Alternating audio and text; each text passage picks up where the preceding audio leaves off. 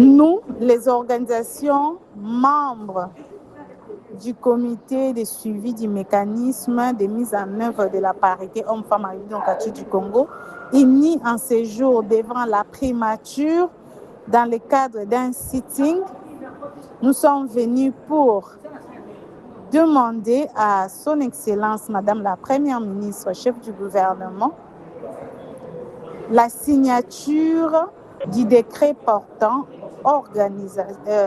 organisation et fonctionnement du Conseil national du genre et parité en RDC. C'est depuis 2006 que la Constitution a institué et a obligé au gouvernement congolais de prendre des mesures pour assurer la parité en République du Congo. Et en 2015, une loi a été prise, la loi portant principe de mise en œuvre de la parité en RDC. Dans son article 31, cette loi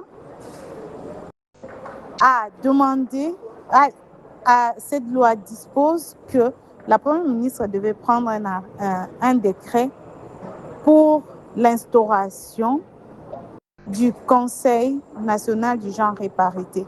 Ça fait 11 ans d'attente, depuis 2015. Nous sommes réunis aujourd'hui pour qu'enfin la Première ministre, chef du gouvernement, notre première ministre depuis 1960, honore la femme et qu'elle rende justice aux femmes congolaises qui souffrent des violences basées sur les genres, des violences dans des zones de conflit.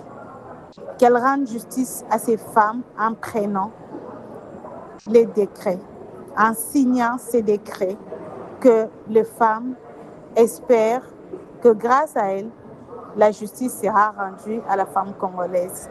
Nous sommes convaincus que signer ces décrets, c'est rendre justice à la femme congolaise.